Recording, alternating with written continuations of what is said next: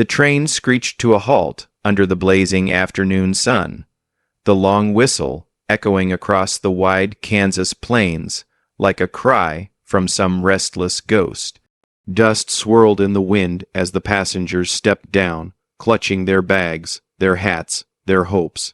Clara Whitmore stood among them, small and quiet, her gloved hands clutching a faded carpet-bag that contained everything she owned. She blinked against the brightness, her heart thudding painfully in her chest as she looked out across the open land. This was it, the end of her long journey, the beginning of a new life. At least that was what she had prayed for every night on the rattling train. She was 42 years old, and the world had not been kind. Her face carried the faint lines of years spent working as a seamstress in a city that forgot her name the moment she left. Her hair, once chestnut, was streaked with gray, tucked neatly beneath a worn blue bonnet. Her dress, mended and ironed until the fabric was nearly threadbare, fluttered in the dusty wind. She had answered the advertisement with trembling hands months ago. Rancher in Wyoming, seeks Christian woman for companionship in marriage. Hard worker preferred, age not a concern. She'd written back in careful cursive, telling the truth about herself. She wasn't young or rich, but she could cook, sew, and tend to a home. She had been honest. She thought that would be enough. A man stood apart from the small crowd, tall and sun-darkened, his broad hat shadowing a rugged face. When he stepped closer, Clara's breath caught. He had the kind of presence that made a person straighten unconsciously, the kind of silence that spoke louder than most words. "Mrs. Whitmore?" he asked, his voice deep, roughened by years of wind and work. She smiled shyly. "Yes, you must be, Mr. Thomas Burroughs." He nodded, but there was hesitation in his eyes. They darted over her, her face, her hands, the fine wrinkles around her mouth, and lingered for a moment too long. He had seen her picture, a faded photograph taken years ago, and though she hadn't lied, she knew that pictures had their kindness. His expression flickered, something like disappointment hidden behind polite restraint. "You made good time," he said finally, shifting his hat. "Didn't expect the train in for another hour. I was afraid to miss it," she said, smiling, trying to sound cheerful. "It was a long journey, but the thought of finally meeting you kept me strong." He didn't smile. "Not really," he nodded once more, glancing toward the buggy behind him, where a severe-looking older woman sat, her mouth pressed thin. "That's my ma," he muttered. She wanted to come along. The woman climbed down, her black dress immaculate, her gray eyes sharp as blades. "So," she said, looking Clara over from bonnet to boots, "you're the bride the agency sent?" Clara tried to curtsy slightly, holding her bag close. "Yes, ma'am, Clara Whitmore. It's an honor to meet you both." The older woman sniffed, folding her hands. "You're older than I expected. The agency said he was to get someone suitable." A tremor ran through Clara's heart. The letter said age wasn't letters lie. The woman cut in coldly, "And photographs do too." She turned to her son, lips tightening.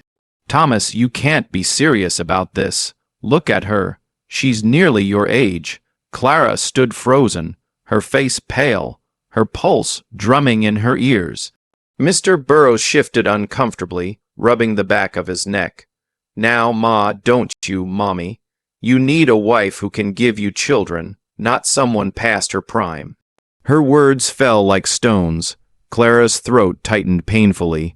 She'd expected hesitation, perhaps surprise, but not cruelty. "I may be older, but I'm strong," she said softly. "I can work. I can cook and mend. I can make a home." Mr. Burroughs looked at her then, and his eyes were not unkind, only uncertain. "You seem like a good woman, Mrs. Whitmore. I don't doubt that. But I guess I didn't think things through. I reckon I thought." He stopped himself, glancing at his mother, then back at her. "I'm sorry, I just can't." The words hit harder than she expected. Not because she loved him. She'd barely met him, but because it meant the end of everything she had dared to hope for. The train ticket, the months of letters, the courage it had taken to step into the unknown, all for nothing. She tried to speak, but her voice came out brittle. Oopsie. Then I suppose I should find the next train back east. Mr. Burroughs nodded, shame flickering in his eyes. That might be best. The agency will fix it up, I'm sure. His mother turned away, already satisfied. Come on, Thomas, we've wasted enough time. Clara watched them go, her eyes burning, her lips trembling, as she forced herself not to cry. When the buggy rolled away, the dust swallowed their shapes until there was nothing left but wind. She stood alone on the station platform, the wide emptiness of prairie stretching out forever. Around her, laughter echoed, other brides meeting their grooms, smiles and embraces and promises. The sound cut her like glass. She found an empty bench near the edge of the platform and sat down, clutching her bag to her chest. The sky seemed enormous, mercilessly blue. A single tear slipped down her cheek before she brushed it away. She would not cry where people could see. She would not give them that satisfaction. The train station master, a kindly man with a limp, approached her hesitantly. "Ma'am, you need a place to stay till the next train." She shook her head. "No, thank you. I'll wait here. I don't have much left, and I'd rather stay where I can see the tracks." He nodded with sympathy, then left her to her silence. Hours passed. The sun dipped lower, painting the plains in fire and shadow. Her body etched, but she barely noticed. She thought of all the years behind her, the youth she'd spent working for other people, watching the world move on without her. She had believed this was her chance to start again, to belong to someone, to be wanted. But even here, at the edge of the world, she was still too old, too plain, too much a reminder of time's cruelty. She pressed a hand to her chest and whispered, "You foolish woman, you should have known better." The wind carried her words away, a ghostly sigh through the grass. She looked out toward the horizon and saw a lone figure leaning against the fence watching her. A man tall and broad, shouldered with a weathered face and kind eyes. He didn't look away when she noticed him. Instead, he took off his hat slowly, respectfully. For a long moment, neither spoke. Then he walked toward her, his boots stirring the dust. When he finally stood before her, his voice was low, steady. "Ma'am, you look like you could use a hand." Clara blinked, unsure if she should answer. "No, thank you," she murmured, her voice trembling. "I'm used to standing alone." The man studied her quietly, then nodded. "Maybe, but no one should have to." She looked up at him fully then, the lines on his face, the gentleness in his eyes, and for the first time that day, the ache in her heart softened just a little. She didn't know it yet, but the man who had stopped to speak would change the course of her life forever. His name was Samuel Hargrove, and he was lonelier than anyone she had ever met. The morning sunlight rolled across the prairie like a golden tide, washing over the Hard Grove Ranch and painting everything in quiet warmth. The dew still clung to the grass, sparkling faintly in the dawn. Clara stood on the porch in her borrowed shawl, a chipped mug of coffee in her hands, and listened to the soft rhythm of hooves in the barnyard. Samuel was already up working the horses before breakfast, the steady scrape of his boots against the dirt, a comfort she hadn't known she needed. It had been 2 days since he'd found her at the train station, 2 days since he'd said the words that had changed the direction of her life. Then just be mine. She still wasn't sure if she'd heard him right at first. People didn't speak like that to her anymore. But when she'd looked up into his face, she'd seen no pity there. No calculation, just quiet certainty, as if he'd made peace with something long ago. She watched him now, his shoulders broad beneath a faded shirt, the morning light glinting off the edge of his hat. There was a grace to his strength, a patience to every movement. When he noticed her standing there, he gave a small nod before walking toward the porch. Morn, Clara, he said softly. His voice was like gravel and honey, rough but kind. She smiled faintly. Good morning, Samuel. I made coffee. It's strong, I'm afraid. He took the cup from her, brushing her fingers lightly, and the touch sent a warmth through her that startled her. Strong's how I like it, he said, taking a sip. You didn't have to. I wanted to, she said, looking down at her hands. It's nice to feel useful. He set the cup on the railing and studied her face for a long moment. You already are. She didn't know what to say to that. Compliments weren't things that had followed her through life. She'd been called many things, kind, plain, reliable, but rarely wanted. Now, standing here in the quiet of this ranch, she began to feel something she hadn't felt in years. Needed. Your place is beautiful, she said, glancing out toward the hills, peaceful too. Samuel followed her gaze, his expression softening. Peaceful I, lonely too. This land's good, but it don't talk back. Been a long time since anyone's shared coffee with me out here. Her heart squeezed. You were married, she said gently. The agency mentioned you were widowed. He nodded, his eyes lowering. 8 years Martha passed in her sleep. Fever took her fast. Since then, it's just been me and the cattle. Guess I stopped expecting much more out of life. He paused, glancing at her. Then I saw you sitting alone at that station, and something in me couldn't walk away. Clara blinked back sudden tears. You hardly know me, Samuel. He smiled faintly. I know what I need to. You came all this way for love and still managed to stand tall after someone tried to break you. That's enough for me. She laughed softly, shaking her head. You make it sound like courage. Truth is, I was too tired to cry.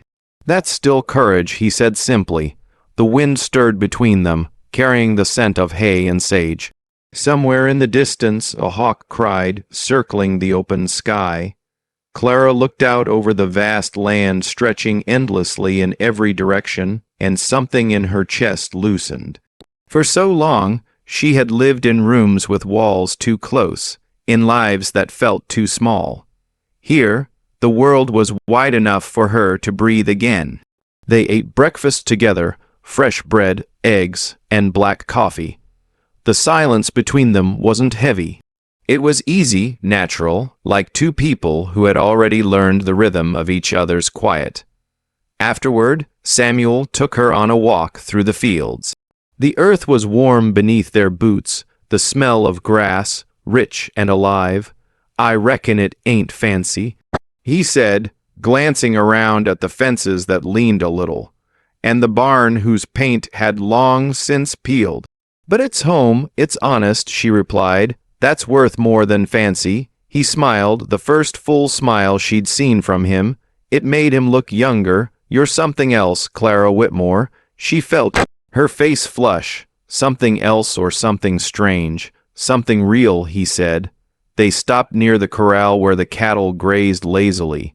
The sky stretched out above them in an ocean of blue, and for the first time in years, Clara felt the pull of belonging, not because she had earned it, but because someone saw her as she was and still wanted her there. Days turned into a week. Clara began to move about the house as if it had always been hers, cleaning, cooking, sewing new curtains from old fabric. Samuel tried to protest at first, but she just smiled and told him she'd been idle too long. Evenings they'd sit together on the porch, watching the sun sink behind the hills, the light fading into soft pink and gold.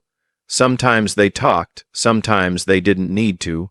One evening, as the air turned cool and the stars began to show, Samuel leaned forward, resting his elbows on his knees. Town's starting to talk, he said quietly. They say a mail-order bride came and didn't marry her man.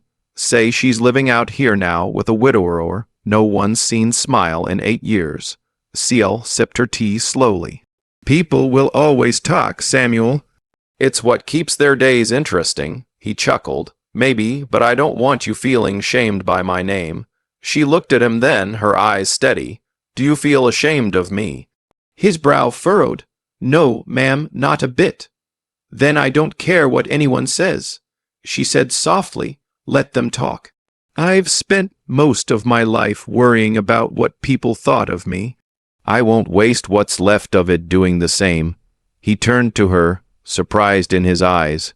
You're stronger than you think, Clara. She smiled faintly. Maybe I just finally stopped being afraid. The silence between them stretched, gentle as a lullaby. Then Samuel took a slow breath, his voice low.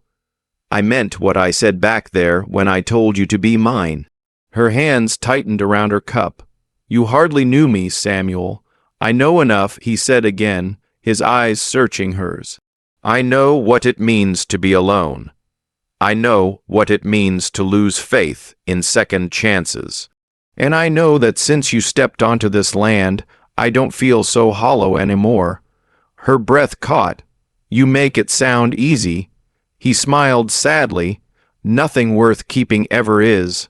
He stood then, turning toward the horizon where the last light burned red and gold. I ain't got much, Clara. This ranch, a few head of cattle, my word. But if you'll stay, I'll give you every bit of it. Not as a worker, not as a guest, as my wife. The world seemed to go still. She rose slowly, her heart pounding. Your wife, she repeated. He nodded once, his expression calm, but his voice trembling ever so slightly. If you still want to be. Tears welled in her eyes, hot and unexpected. For years, she had been unwanted, unseen, passed over. And now this man, quiet, steady, good, was offering her not pity but partnership. She reached out, taking his callous hand in hers. I do, she whispered. The words hung between them like a prayer. Samuel smiled then, and for the first time in nearly a decade, laughter, real, deep, and warm, echoed across the Harrow Ranch. That night, the wind carried their laughter into the open sky, across the fields and hills, through the grass that shimmered silver under the moon. The lonely rancher had found his home again, not in a house or land, but in the quiet strength of a woman who had thought her story was over. And Clara, for the first time in her life, no longer felt like someone waiting to be chosen. She had been found.